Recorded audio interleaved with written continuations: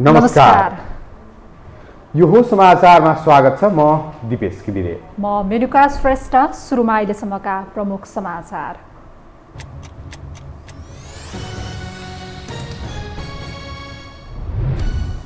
तत्काल मन्त्री परिषद हेरफेर नगर्ने गठबन्धनमा सहमति।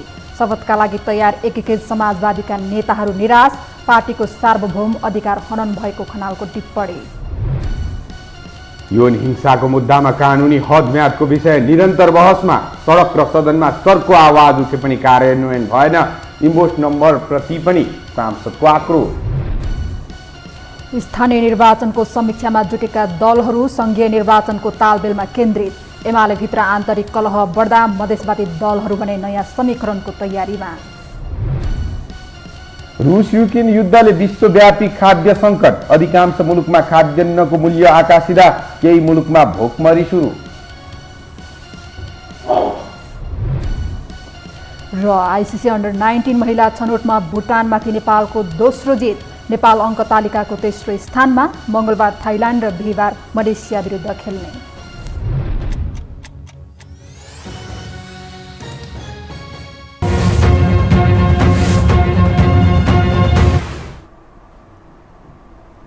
अब समाचार विस्तारमा। नेकपा एकीकृत समाजवादीले मन्त्रीहरू परिवर्तन गर्न पठाएको प्रस्ताव प्रधानमन्त्री देउवाले अस्वीकार गरिदिएका छन्। समाजवादीले 4 जना पुराना मन्त्री फिर्ता बोलाएर नयाँ नियुक्त गर्न आइतबार प्रधानमन्त्रीलाई नावली बुझाएको थियो। तर देउवाले गठबन्धन दलका शीर्ष नेतासँग छलफल गरेर मन्त्री परिवर्तन नगर्ने निर्णय गरेपछि एकीकृत समाजवादीमा विवाद बढेको छ। साथै मन्त्रीमण्डल पुनर्गठन कति आवश्यक भन्ने बहस समेत सुरु भएको छ। एक रिपोर्ट।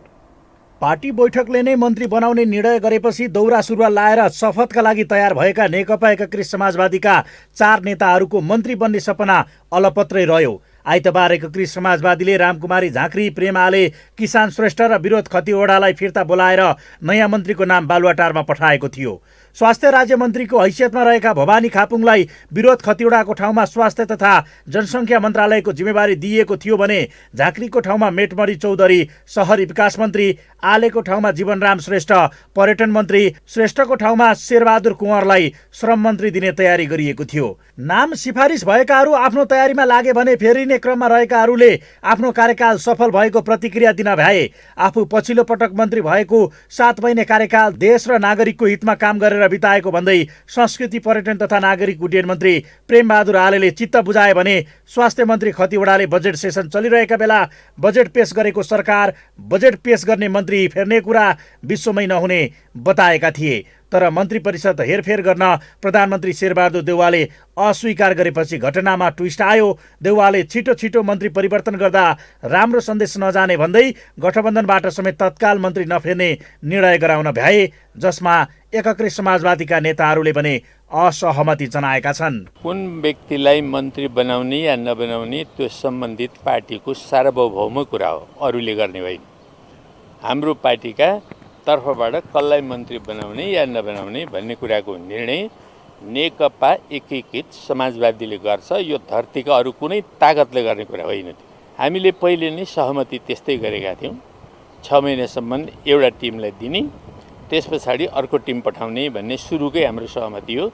त्यही अनुसार हामीले गरे। यता अध्यक्ष माधव कुमार नेपालले समेत आइतबार मन्त्रीहरू फेरिनु नियमित प्रक्रिया भएको प्रतिक्रिया दिएका थिए। तर आज बिहान प्रधानमन्त्री निवास बालुवाटारमै गठबन्धनका शीर्षस्थ नेताहरूको बैठक बसेर संसदमा बजेटबारे छलफल भइरहेको, सम्बन्धित मन्त्रीहरूले जवाफ दिनुपर्ने भएकोले तत्काल मन्त्री परिवर्तन नगर्ने सहमति गरेका छन्। यता जसपाभित्र पनि मन्त्रीमण्डल परिवर्तन हुनुपर्ने कुरा उठेको छ भने काङ्ग्रेसभित्रै पनि नयाँ अनुहारलाई मन्त्री बनाउनका लागि मागहरू आइरहेको छ। तर पार्टीका तर्फबाट मन्त्री परिषदमा हेरफेरको निर्णय प्रधानमन्त्री तथा पार्टीको सभापतिको चाहनामा भर पर्ने काङ्ग्रेसी नेताहरूको भनाइका बीच माओवादी नेता राम कार्कीले भने आफ्नो प्यारो मान्छेलाई मन्त्री बनाउने चलन सुरु भएको टिप्पणी गरेका छन्।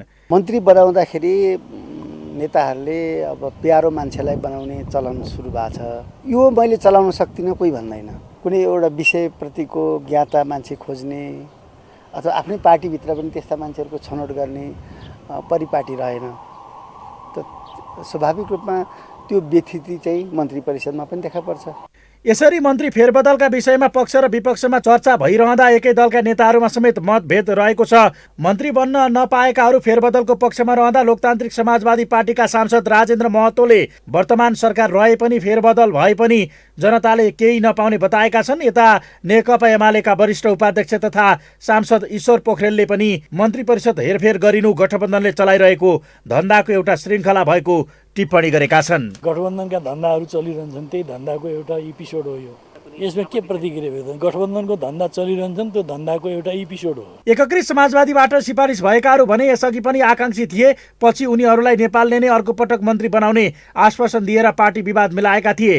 तर नाम नै सिफारिस गरेपछि पनि नेपाल पछि हटेपछि अध्यक्ष नेपालको निर्णयमा केटाकेटीपन देखिएको छ भने एकीकृत समाजवादीमा विवाद बढेको छ। आफूहरूलाई फिर्ता बोलाउने निर्णयप्रति बालवाला मन्त्रीहरूले चर्को असन्तुष्टि जनाइरहेका बेला मन्त्री बन्न ठिक्क परेकाहरूले जसरी पनि पुराना मन्त्री फिर्ता बोलाउनु पर्ने अडान राखेका छन्।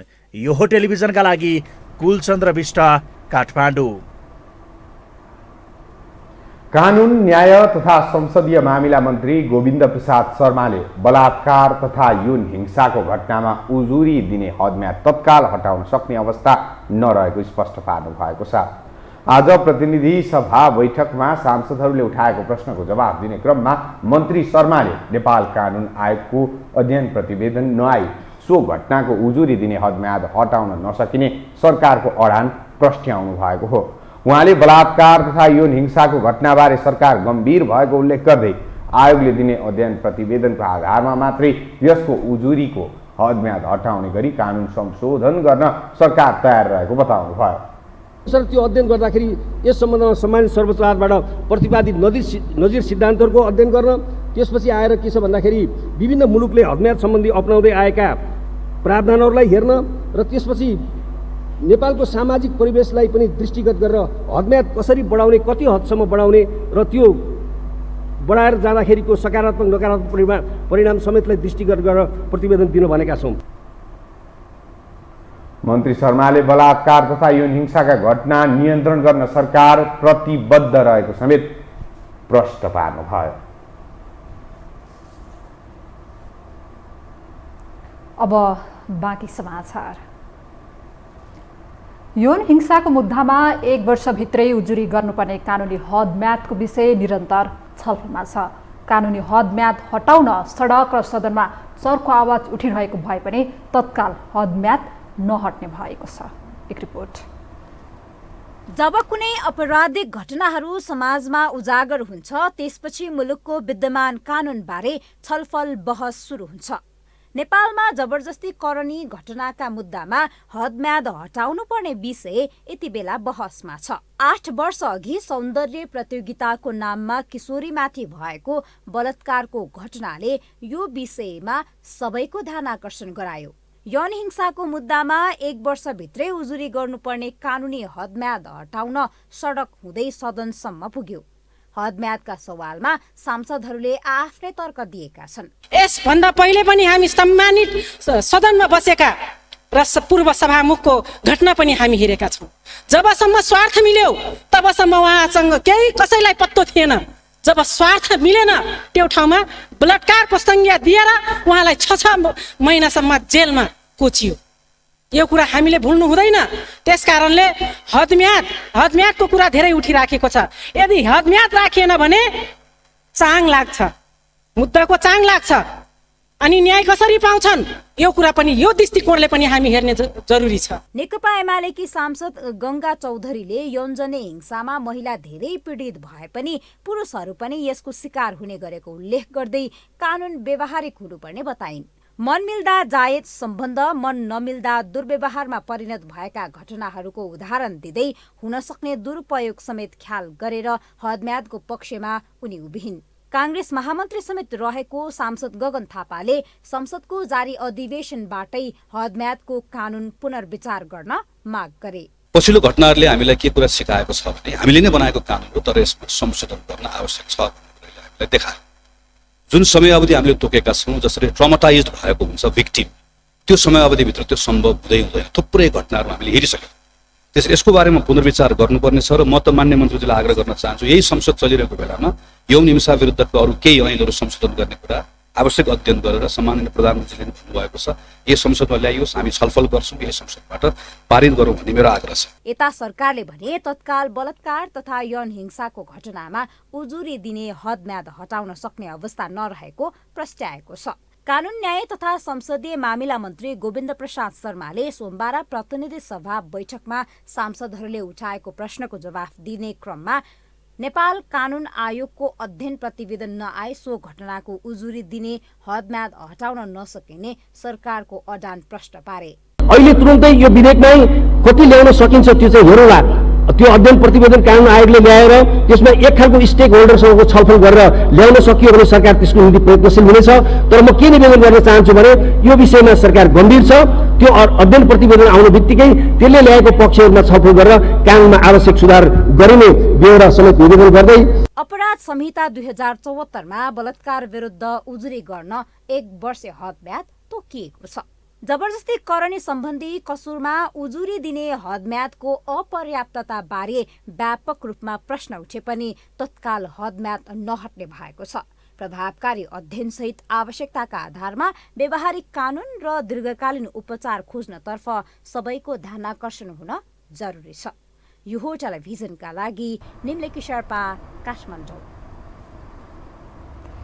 नेपाली कांग्रेसका महामन्त्री गगन कुमार थापाले सरकारले महिना दिनभित्र सवारी साधनमा इम्बोस नम्बर राख्न निर्देशन दिनु नागरिकमाथिको ज्यादती भएको आरोप लगाउनु भएको छ। प्रतिनिधि सभाको आजको बैठकमा बोल्दै सांसद थापाले इम्बोस नम्बर प्लेट राख्न सरकारले गरेको ताकेता नागरिकमाथिको अत्याचार भएको भन्दै तत्काल पुनर्विचार गर्न आग्रह गर्नुभयो।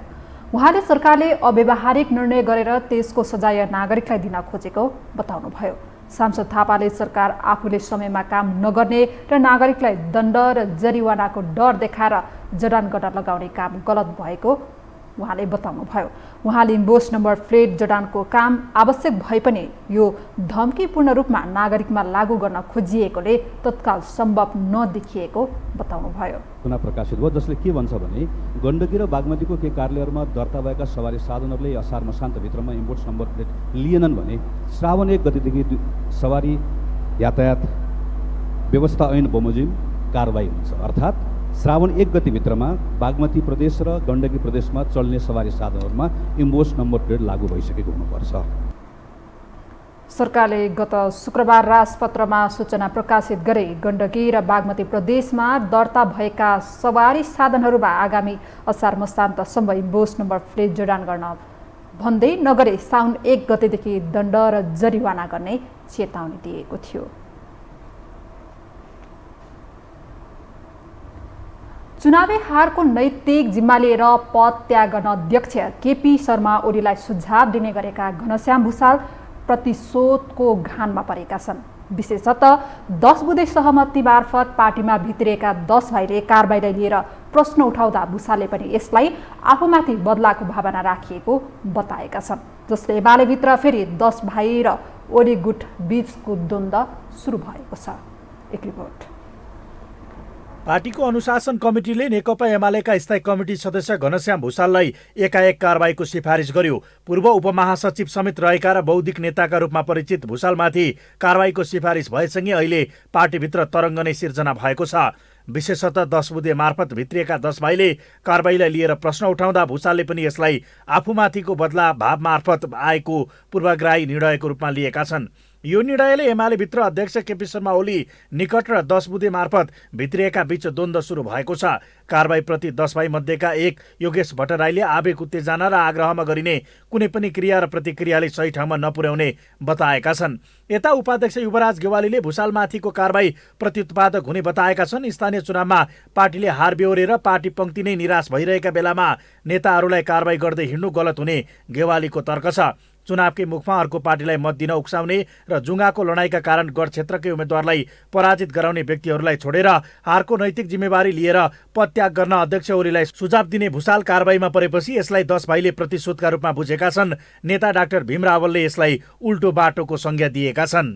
अहिलेको अवस्था भनेको अब आम निर्वाचनको लागि पार्टीले तयारी गर्नुपर्ने। यो स्थानीय तहको निर्वाचनमा जे जस्ता परिणामहरू आए, कहीँ पराजय भयो होला, कहीँ के भएको होला, त्यसको समीक्षा गर्ने, पार्टीलाई बलियो बनाउने, देशमा वामपन्थी शक्तिलाई बलियो बनाएर राष्ट्रको हित र स्वाधीनताको रक्षा गर्ने त्यतातिर गम्भीर रूपमा सोच्नुपर्ने बेला हो। अब यहाँ कसले आलोचना गर्यो भनेर कारबाही गर्ने, को मन परेन भनेर कारबाही गर्ने, यस्तो कुराले यति बेला नेकपा एमालेको लागि कुनै लाभप्रद काम होला जस्तो मलाई लाग्दैन। एमालेको गढ मानिएको पोखरा महानगरमा खगराज अधिकारी र पृथ्वी सुब्बा गुरुङले जुङ्गाको लडाईका कारण आफ्नै गढमा एमाले हार्यो भने मौन अवधिमै मत मागेर पृथ्वी सुब्बाले आफ्नै उम्मेद्वारलाई आलोचित बनाए। तर गुरुङप्रति कारबाही हुन सक्ने केही सम्भावनाका बीच पनि अधिकारी भने सुरक्षित छन्, क्लिन स्विप हुन सक्ने भनेर चुनाव अघि बोल्ने रामवीर मानन्दप्रति पनि एमाले मौन देखिएको छ, जुन निषेधको राजनीतिक प्रवृत्ति भएको भन्दै स्वयं ओली निकटकै केही नेताहरूले समेत असहमति जनाएका छन्। यता ओली निकट नेता तथा अनुशासन कमिटिका अध्यक्ष केशव बडाल भने भुषालले महाधिवेशनमाथि नै प्रश्न उठाएपछि यो क्षमायोग्य नभएको बताउँछन्। पार्टीभित्रका असमझदारी सम्बन्धित समितिहरूमा राख्न पाइने भए पनि बाहिर गएर आलोचना गर्न नपाइने उनको तर्क छ। 10औं महाधिवेशनमा प्रतिस्पर्धा गरिसकेको मान्छेले टेलिभिजनमा 47 मिनटसम्म पार्टी अध्यक्ष विरुद्ध बोल्नु गल्ती भएको बताउँदै उनले अनुशासन आयोगको बैठकबाट केन्द्रीय कमिटीमा पत्र लेखेको बताएका छन्। ओलीको आलोचना गर्दाखेरि पार्टी बाहिरकाले त अब हिटलर मुसोलिनी तोजो के भनेका छन्, हामीले त्यसलाई मतलब गर्दैनौँ। पार्टीभित्र आलोचना गर्न पाइन्छ तर आफ्नो कमिटीभित्र। तर चौबाटोमा गएर मेरो पार्टी खराब छ, मेरो पार्टीको विरोधमा जनमत निर्माण गर्न तयार हो भनेर कसैले भन्दै हिँड्छ भने त्यो एमालेको सदस्य हुने योग्यता पनि राख्दैन। तर ओली भने यसमा मौन देखिएका छन्। को भुषालको पक्षमा देखिन्छन्, हेर्न पर्खिरहेको जस्तो देखिएका उनको यही कदमका कारण एमालेमा पुनः सङ्कट देखिने सम्भावना बढेको छ। अझ गजब त के छ भने भुषालमाथि अनुशासनको डन्डा चलाउनै लाग्दा एमालेले अहिलेसम्म निर्वाचनमा हारको समीक्षा भने गर्न सकेको छैन। अर्थात् आफ्नो गल्ती देख्न र समीक्षा गर्न तयार नहुने ओलीले पार्टीको पराजयको कारण अन्तर्घात भन्दै नेता चिडाउने काम गरिरहेका छन्। हामीसँग समाचार बाँकी नै छन्, अहिलेलाई विश्राम।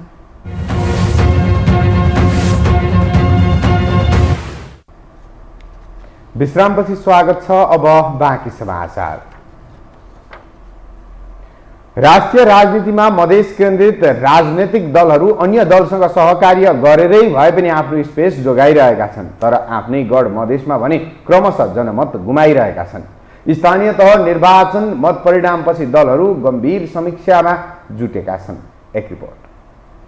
मधेस आन्दोलनकै जगमा बनेका जनता समाजवादी पार्टी जसपा, लोकतान्त्रिक समाजवादी पार्टी लोसपा लगायतका मधेस केन्द्रित दलहरूले आफूलाई मधेसकै मसिहा ठान्नु अस्वाभाविक होइन। यी दलहरूले चुनावी प्रचार, गठबन्धन सबैको भागभण्डामा आफ्नो हिस्सा जोगाउने आधार नै मधेस हो। तर मधेसको मुद्दा बजाएरै राष्ट्रिय राजनीतिमा आफ्नो स्पेस जोगाइराखेका साना ठुला सबै मधेस केन्द्रित दलहरू आफ्नै क्षेत्रमा क्रमशः खुम्चिन थालेका छन्। जनकपुर धाम उपमहानगर र विराटनगर महानगरको नतिजा निहाल्दा यो तथ्यलाई पुष्टि गर्दछ। गत निर्वाचनमा उपमहानगर र एक नगरपालिकामा जितेको लोसपा यो निर्वाचनमा मध्य प्रदेशको राजधानी जनकपुर धाममा शून्यमा झरेको छ। 5 दलीय गठबन्धनबाट विराटनगर महानगरपालिकाको उपमेयरमा उठेका जसपा अध्यक्ष उपेन्द्र यादवका छोरा अमरेन्द्र यादव 11,000 को भारी मतान्तरले पराजित भए। जनता समाजवादी पार्टीले गठबन्धनलाई आरोप लगाउँदै आफ्नो बचाउ गरेको छ। गठबन्धन नभएको भए परिणाम फरक हुने जसपाको ठम्याइ छ। जनकपुरको गठबन्धनको उम्मेदवारलाई जसरी हराएर त्यहाँ बागी उम्मेदवार स्वतन्त्रबाट चुनाव जितायो र अर्को दिन उसले चाहिँ काङ्ग्रेसको ब्यानरमा म त काङ्ग्रेसै हो र काङ्ग्रेसको नेताहरूले होइन यो त त्यो काजमा खटाएको जस्तो जुन देखायो, यसले वास्तवमा गठबन्धनप्रति इमानदार रहेन भन्ने देखाउँछ।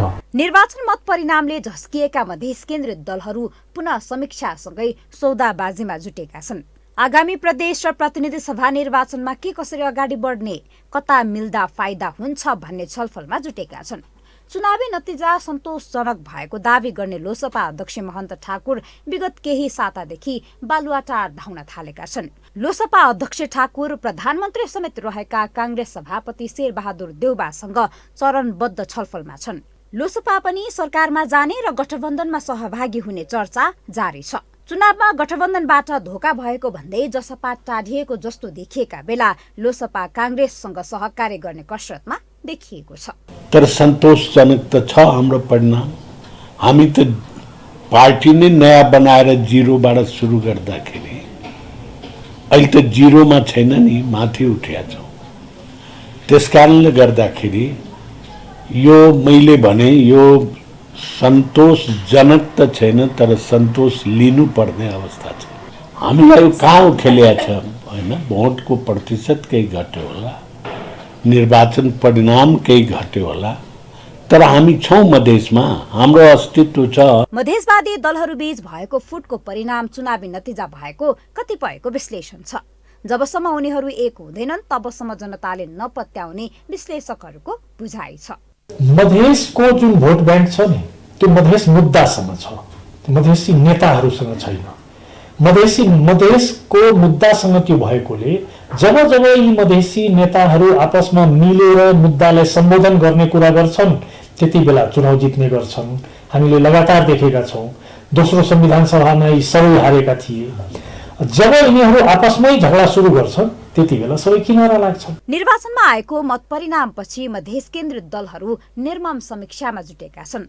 तर समीक्षा जस्तो गरे पनि दलगत स्वार्थ र नेतृत्वको फाइदाका अगाडि जनजीविकाको विषय गौण बन्दै गएको छ। दलीय स्वार्थलाई केन्द्रमा राखेर जुनसुकै दलहरू बीच पनि चुनावी तालमेल हुने सम्भावनालाई नकार्ने अवस्था छैन। यो हो टेलिभिजनका लागि क्यामेरामा डीवी मगरका साथमा निम्लेकी शेर्पा, काठमाडौँ। काठमाडौँ महानगरमा वर्षौंदेखि समस्याको रूपमा रहेको सार्वजनिक शौचालयको समस्या अब भने हल हुने लक्षण देखिएको छ। विभिन्न निजी सेक्टरका व्यवसायीसँग समन्वय गरेर महानगरले शौचालयको समाधान खोज्न लागेको हो।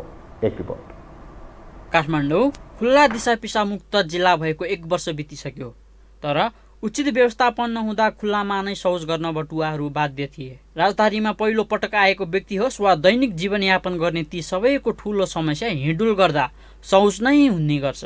यही समस्या समाधानको एजेन्डा बोकेर काठमाडौँको मेयरमा निर्वाचित भए बालेन्द्र शाह। सार्वजनिक शौचालयको विषयलाई पनि विशेष मुद्दा बनाएका बालेनले महानगरको पहिलो बोर्ड बैठकमा निजी होटल व्यवसायीसँग समन्वय गरी व्यवस्थापन गर्न सकिने निर्णय गरे। महानगरले सार्वजनिक निकायहरूलाई आफ्नो स्वामित्वमा रहेका शौचालयलाई सार्वजनिक प्रयोग गर्न दिन आह्वान गर्यो र त्यो अहिले बिस्तारै कार्यान्वयनमा आउन पनि थालेको छ। शपथ ग्रहण गरेको दिन बालेनले मुख्य गरी होटल व्यवसायीलाई मात्र आह्वान गरे पनि अहिले विभिन्न क्षेत्रका व्यवसायीहरू यो अभियानमा सामेल भएका छन्, जसमा होटलसहित बैंक, अटोमोबाइल जस्ता कम्पनीहरू देखिएका छन्। शुक्रबारदेखि सर्वसाधारणका लागि सेवा सुरु गरिसकेको ज्योति ग्रुपको होन्डा कम्पनीले सोमबार महानगरसँग आधिकारिक रूपमा नै समन्वय गरेको छ। सोसाइटीमा चाहिँ पोजिटिभ चेन्ज, अब यो we are the part of this community नि त होइन, सो यो कम्युनिटी राम्रो हुन्छ भने it is good for us भन्ने हिसाबले चाहिँ फर अ पोजिटिभ चेन्ज चाहिँ हामी यसमा चाहिँ सँगै अगाडि बढ्यौँ। हामीले चाहिँ नेपालभरि हाम्रो अराउन्ड 107 सोरुममै सबै ठाउँमा चाहिँ निःशुल्क शौचालय सुरु गरिसक्यौँ शुक्रबारदेखि नै। अनि हाम्रा यी कर्पोरेट लेभलका साथीहरू, इभन हाम्रो फ्यामिली मेम्बर्स, मिडियाका साथीहरूले चाहिँ एकदमै यसलाई चाहिँ पोजिटिभली लिनु भएको छ। र इभन हामीले आज महानगरपालिकामा चाहिँ हाम्रो सौरभ ज्योति सरले पनि गएर सहकार्य कसरी गर्ने भनेर चाहिँ एउटा मिटिङ पनि बसेर आउनु भइसक्यो। यसमा लगभग हामीले चाहिँ काम सुरु गरिसक्यो।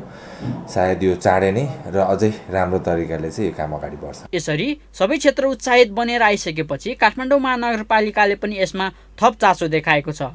महानगरले एक साताभित्र निजी र संस्थाका शौचालयलाई सार्वजनिक शौचालयको रूपमा खुला गर्ने तयारीका साथ सार्वजनिक शौचालयको लोगो तयार गरेको छ। लोगोमा नीलो रङको गोलो साइनबोर्डमा सार्वजनिक शौचालय लेखिएको सेतो रङको अक्षर र सेतै रङको महिला र पुरुषको चिन्ह अङ्कित छ।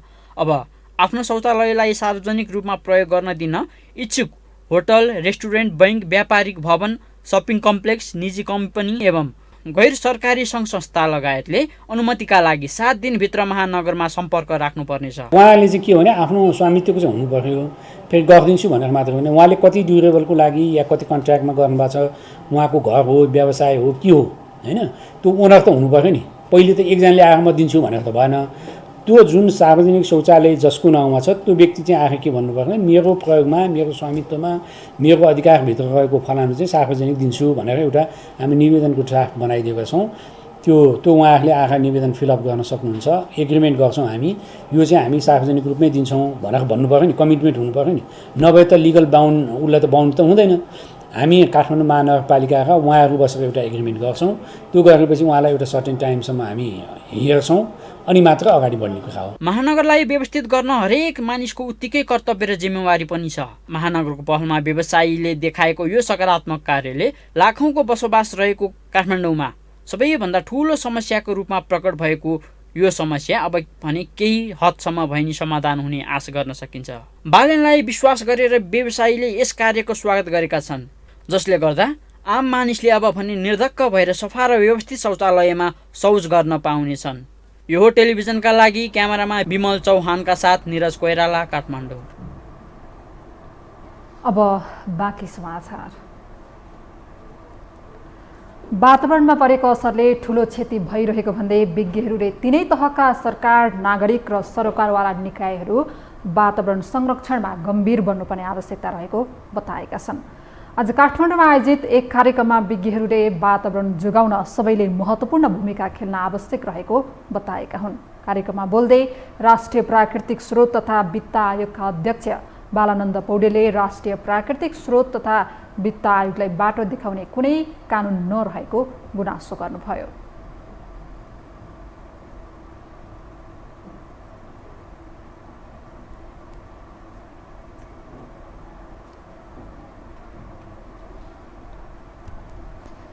त्यस्तै वातावरण विभागका महानिर्देशक गोपाल प्रसाद अर्यालले वातावरण विभाग र जलवायु परिवर्तनको विषयलाई पनि एकै ठाउँमा राखेर संस्थाको पुनः संरचनाको प्रक्रिया अघि बढाउनु पर्नेमा जोड दिनुभयो।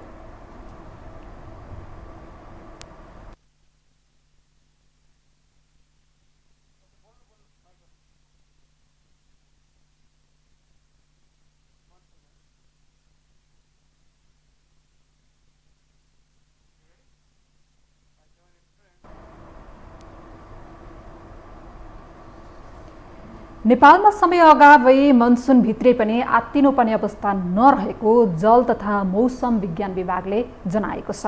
यस वर्ष समयभन्दा लगभग हप्ता दिन अगाडि नै नेपालमा मनसुन प्रवेश गरेको हो। विभागका अनुसार यस वर्ष जुन 5 मा मनसुन पूर्वी क्षेत्रबाट नेपाल भित्रिएको छ। नेपालका सबै क्षेत्रमा मनसुन सक्रिय हुन हप्ता दिन लाग्ने विभागले जनाएको छ। विभागकी प्रवक्ता विभूति पोखरेलले सधैँ एकै समय र मितिमा मौसम भित्रिने भन्ने नभएको भन्दै यसलाई नकारात्मक रूपले लिन नमिल्ने बताउनुभयो।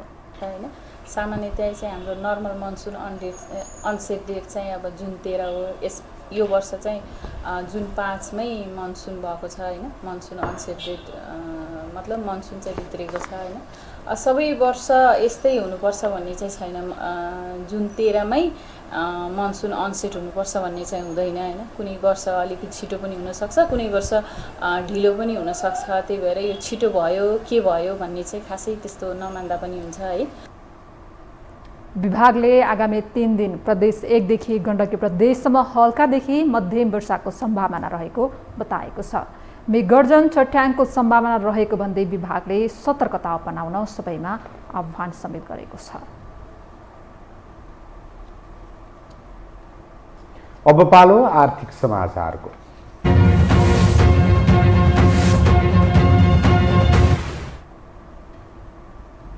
साताको पहिलो कारोबारको दिन आज नेपाली शेयर बजार सूचक नेप्से दोहोरो अङ्कले घटेको छ।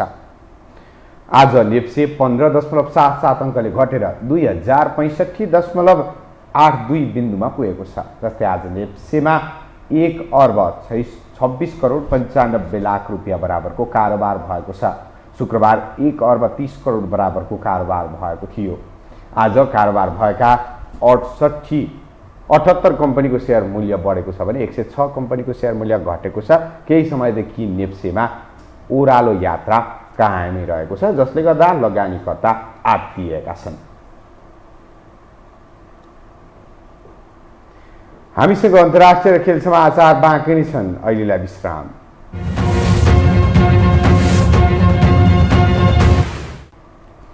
विश्रामपछि पुनः स्वागत छ। अब पालो अन्तर्राष्ट्रिय समाचारको।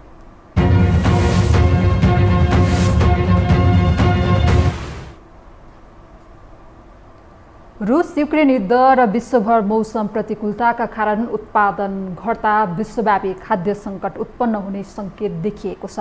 जसको प्रभाव स्वरूप विश्वभर खाद्यान्नमा मूल्य आकाशिएको छ भने केही देशमा भोकमरी सुरु भएको छ।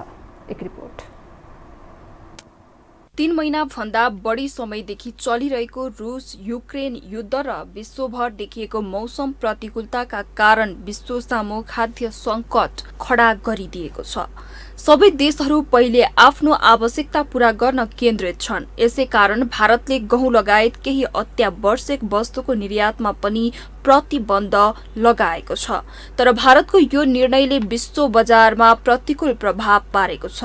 निर्यातमा प्रतिबन्ध लगाएपछि विश्वमा गहुँको मूल्य ह्वात्तै बढेको छ र रेकर्ड उच्च स्तरको नजिक पुगेको छ। संयुक्त राष्ट्र संघको खाद्य तथा कृषि संगठन FAO का अनुसार रुसले युक्रेनमा आक्रमण गरेपछि दुवै देशमा गहुँको उत्पादनमा कमी आएको छ। यसैबीच भारतले गहुँ निकासीमा प्रतिबन्ध लगाएको छ, जसका कारण जेठमा लगातार चौथो महिना गहुँको भाव बढेको हो। विश्वमा गहुँको मूल्य मे महिनामा 5.6% बढेको छ र हाल गत वर्षको मे महिनाको तुलनामा 56.2% बढेको छ। यो मार्च 2008 को रेकर्ड स्तर भन्दा 11% मात्र कम हो। यसबीचमा भारतले निर्यातमा प्रतिबन्ध लगाएको छ। यिनै कारणले गहुँको भाउ लगातार बढेको छ। तर मे महिनामा विश्वभर मोटा अनाजको मूल्य केही घटेको राम्रो कुरा हो। तर मे महिनामा 2.1% नरम भएपछि पनि तिनको मूल्य एक वर्ष अघिको तुलनामा 18.1% बढी छ। एक महिना अघिको तुलनामा मे महिनामा समग्र मूल्य सूचाङ्क 0.6% घटेर 157.4 अङ्कमा झरेको FAO ले जनाएको छ। तर यो एक वर्ष अघि अर्थात् मे 2021 को तुलनामा 22.8% मात्र बढी हो। अर्कोतर्फ खाद्यान्नको मूल्य सूचाङ्क 2022 को अप्रिलदेखि मे महिनामा 2.2% र सन् 2021 को मे महिनामा 29.7% ले 173.4 अङ्कले बढेको छ। यसले खाद्यान्नको औसत मूल्य घटे पनि खाद्यान्नको हकमा भने जनतालाई राहत मिलेको देखाउँछ। सन् 2022 को मे महिनामा लगातार 5औं महिना पनि चामलको मूल्य बढेको संगठनले जनाएको छ। उसका अनुसार प्राय सबै प्रमुख बजार क्षेत्रमा कोटेसन बढेको छ। उता मकै र चिनीको मूल्यमा भने ह्रास आएको छ। अमेरिकामा बालीको अवस्था सुधार, अर्जेन्टिनामा मौसमी आपूर्ति र ब्राजिलमा फसल काट्ने सिजन सुरु भएकाले मे महिनामा मकैको भाउ 3% ले घटेको थियो। तर एक वर्ष अघिको तुलनामा अझै पनि 12.9% ले घटेको छ। अब पालो खेल समाचारको।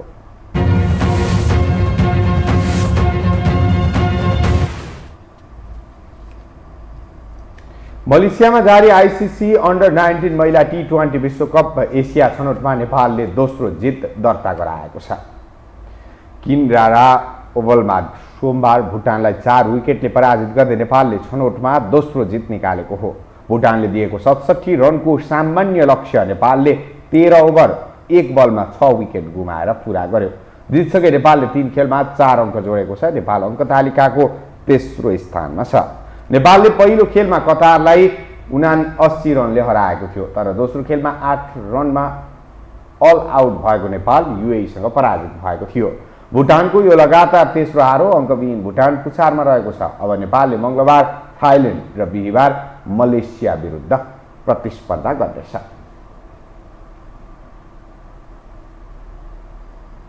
अब मौसम सम्बन्धी जानकारी।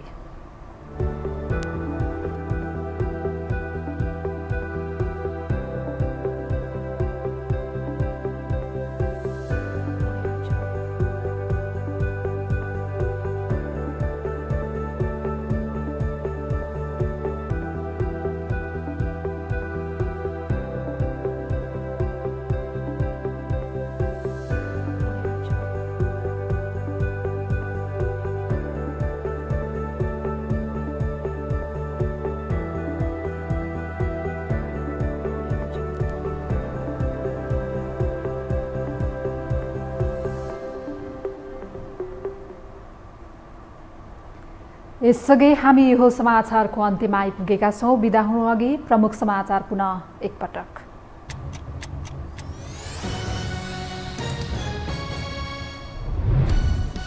तत्काल मन्त्री परिषद हेरफेर नगर्ने गठबन्धनमा सहमति, शपथका लागि तयार एकीकृत समाजवादीका नेताहरू निराश, पार्टीको सार्वभौम अधिकार हनन भएको खनालको टिप्पणी।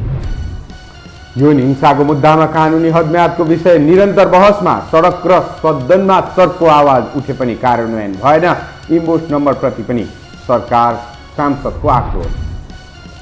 स्थानीय निर्वाचनको समीक्षामा जुटेका दलहरू सङ्घीय निर्वाचनको तालमेलमा केन्द्रित, एमाले भित्र आन्तरिक कलह बढ्दा मधेसवादी दलहरू पनि नयाँ समीकरणको तयारीमा। रुस युक्रेन युद्धको विश्वव्यापी खाद्य सङ्कट, अधिकांश मुलुकमा खाद्यान्नको मूल्य आकाशिँदा केही मुलुकमा भोकमरी सुरु।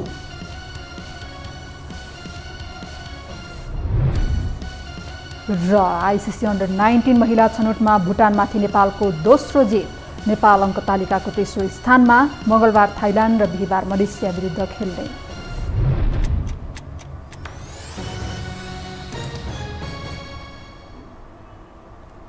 हौस् त यो समाचार सकियो। समाचार बुलेटिनका साथै यो टेलिभिजनका सम्पूर्ण कार्यक्रम यो टेलिभिजन.com, यो खबर.com, युट्युब र फेसबुकमा पनि पढ्न र हेर्न सक्नुहुनेछ। मोबाइलमा यो टिभी एप डाउनलोड गरी हामीलाई प्रत्यक्ष हेर्न सक्नुहुनेछ। तथ्यसहितको निष्पक्ष समाचार तथा मनोरञ्जनका लागि हेर्दै रहनुहोला यो टेलिभिजन। नमस्कार।